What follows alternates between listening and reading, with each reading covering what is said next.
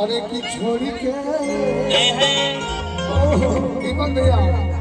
अरे की छोड़ी के अरे की जाते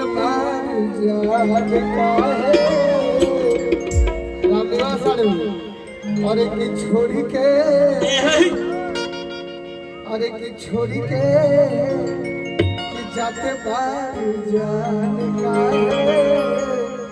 अरे की होलिया झुके तो गाली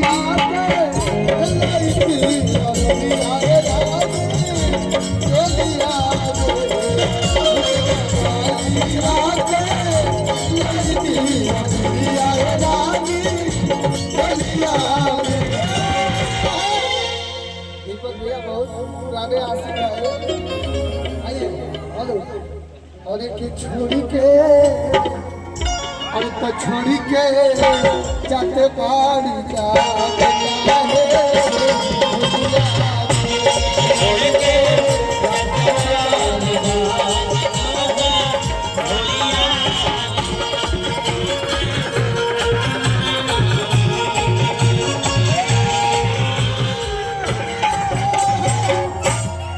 बुला के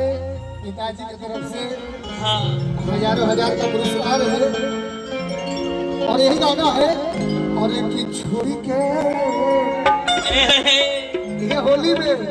रामदेवा साड़ू यह मैं होली ऐसे लड़की एगो लड़का के धोखा दे और इनको छोड़ी के अगर आप थोड़ा सा घूंघट में आ जाए तो और मजा आ जाए थोड़ा अचरा बोलेंगे और इनकी छोड़ी के छोड़ी के छोड़ी के जाते बाड़ी जा